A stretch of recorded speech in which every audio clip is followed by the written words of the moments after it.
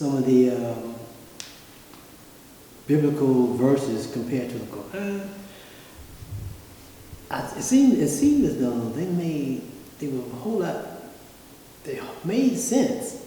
And I couldn't say that they were wrong or right because I wasn't reading the Bible.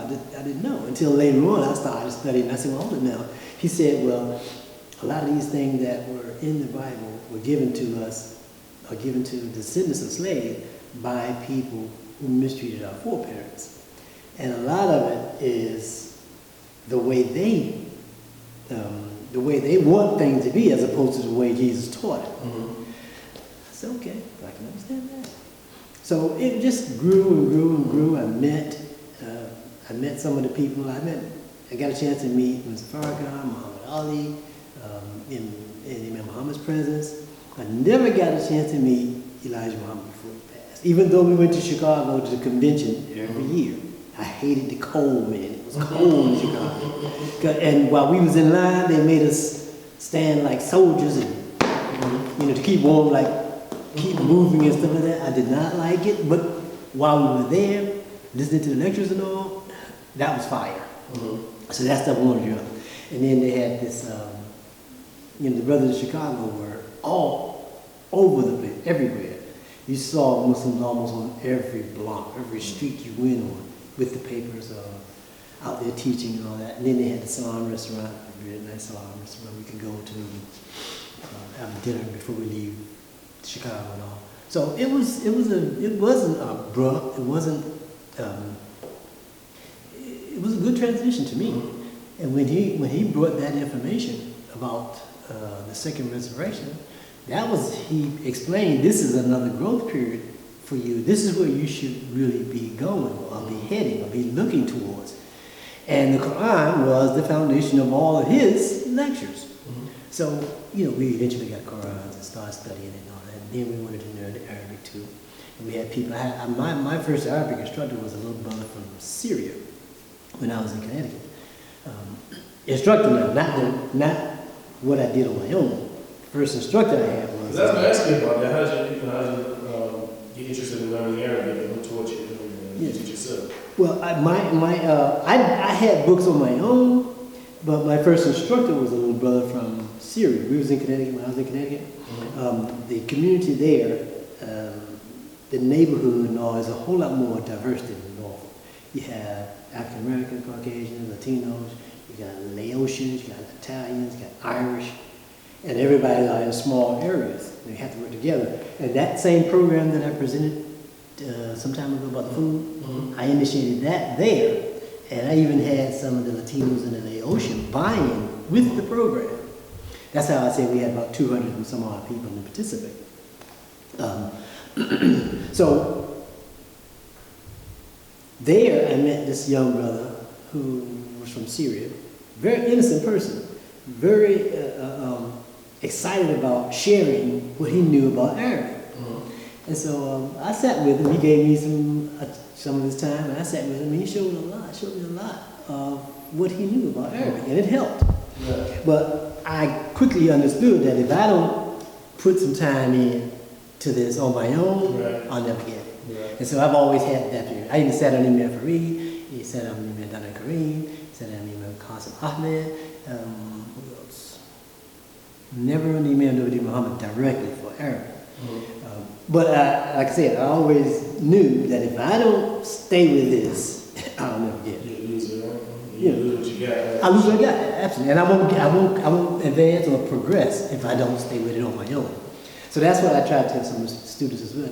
Nobody can teach you. They can help you maybe understand certain things, but you have to buckle down, right, put a plan in place, and stick to it until you get it. That's specific. Yeah. So go ahead. No, so that was his contribution initially, and when he came in, our community had a lot of issues that I didn't even know about, and he explained it. He said he had people against him, because... Who's saying? It's a Syrian brother? Or? No, not Syrian. He said he had people who didn't like the idea that he came in, and at that time we had several $1 million worth of stuff, land, property, banks, bank loans. We had a airline for Elijah Muhammad and a whole bunch of stuff, and a lot of it he had to get rid of because some of the family members thought that everything that we acquired, that the community achieved, should go to the family. And so it ended up in court. And the court cost ate up a lot of it. And that's how we lost a lot of stuff. The land, we had a fleet of trucks going across the road delivering fish, papers, pies, and silverware, and a whole lot of stuff. I mean, 18-wheelers. Then there's some of the businesses that we had, all that stuff, you know, it's gone because somebody, the shaitan, suggested to the family members. And even though the family members were there with all of us when we said we were building a nation, they were there too now. But somebody came in and suggested to them after the fact that, you know, all this stuff that y'all acquired, this is really the family. It's not no nation. And they bought into it. Yeah, they bought into it, and you know, it ended up in court. Court costs ate up a lot of it, and we lost a lot of it. And that was disheartening to a lot of people because a lot of people put their life on the line, put their mortgages on the line. That's why some people are still today kind of hesitant about doing stuff like that. We've had fundraisers after fundraisers after fundraisers after fundraisers. Leaders who mismanaged the money. People put their mortgages online, come up with $5,000 to $10,000 as a contribution, and it never happens. Some people were hurt, you know, and rightly so, because we don't have a lot of money. Right, exactly. Yeah, we have a lot of money, so you get sacrificing that money, you want to see results. Yeah, and you get somebody to mismanage stuff. That was disheartening, and a lot of people may have hesitation about doing things like that now, especially contributing the way they used to contribute. So I thought it was good and, that the Imam exposed it all, because I see him as a person that he ain't trying to hide nothing. Right. He keeps it open, and you let the chips fall wherever they may. And when he started teaching and traveling, and I was trying to be at every one I could, just like Imam Fareed. He had asked me at one point to help him because he was going, and I was doing the Jumas for a long time. Me and Brother Collis. Collis, yeah, Collis was the treasurer at the time. He had asked me to help him because he wasn't going to be here a lot. You know, I wanted to go. He said, "Can you help me here?" But I wanted to go too. Because they had Ramadan sessions starting in '80s, you know, from '75 to maybe '80 was open, and then maybe from '83 up until 2007, that was Ramadan session. That was the Imam having special teaching for the imams and the leaders, and he was going, and I wanted to go, but I wasn't able to get maybe the last 9. You know. So it's been a wonderful journey, I believe. I don't regret it. I would do it again if I had to. Any questions? What I wanted to ask, the question I asked at the end is, what advice would you give to somebody who's interested in Islam?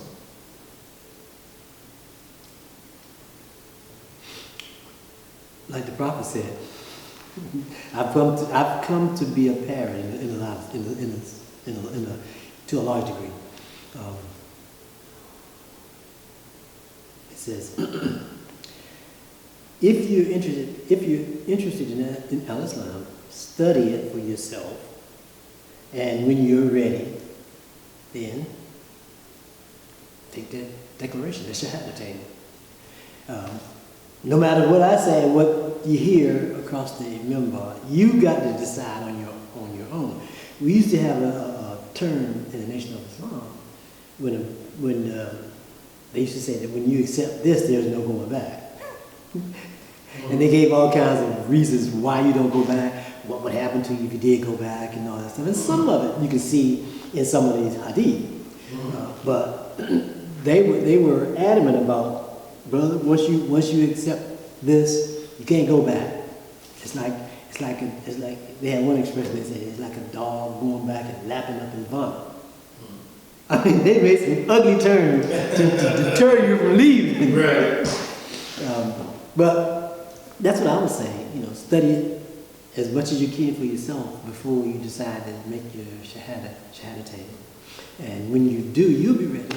It's simple, it's easy. And today, we don't have to worry about the same thing that the early companions had. Things have been made easy for us today. Although we have our little things that we have to deal with, it's not like it was during the time of the prophet. So, All right. Anything else you want to add? No, that's what like I said. I don't have any problem with any of it. I don't have any problem. I do have some issues with why other Muslims still don't understand that since we are new, since we're accepting Islam just like the companions did, where we have somebody in our midst who's been inspired, what's wrong with following their inspiration as opposed to digging through files and trying to say, well, I follow somebody other than the Prophet who from 1400 years ago? Because in the year 2050 or 2090 or even 2323, those people who read the Quran and study it, they're not going to be looking past, they may look to see what the Prophet did, but they're going to have to use it to their current circumstances and their condition. And that's the newness of us. But these people a lot of people don't want to understand that. I think they don't want to understand it because a lot of people still see that they can do to us what that one time ex-slave master did to our foreparents in terms of harnessing our energy for their use, you know, from economics perspective or social perspective and all that. And you've probably seen some of that when you go over to other communities and try to get you to do stuff when they should be doing it. Right. That's on a small scale. But Imam, he said that even the big community, Islam Ikna, he said that, and he has shown that there were instances where we have reached out to them to work with them on more than one occasion, and they didn't come to a fair table. But they had ulterior motives. They wanted, either they wanted to be in charge, on top of things, running and directing things, so that we could be looked at as servants or second class or whatever. And it just, you know, those are some of the things that we begin to see as well now. You know, a lot of us still may not have what Allah wants us to have in terms of the consciousness, how to deal with other people. But I think He has done a lot to help us. And the American people has heard Him too. If you listen to Dr. Sear Lincoln and down there at Duke, there was a Caucasian professor who's a Muslim as well. And he was the first one that I heard call Imam Muhammad America's Imam. The Caucasian scholar on Duke University staff. So a lot of Caucasians are Muslims, and they accept Imam Muhammad. They're not out in the public like we are. They're in their circle, talking to people. So we have a lot. There's a lot going on. We may not know it. That's about it. Thank you very much. Assalamu alaikum. I'll bring you to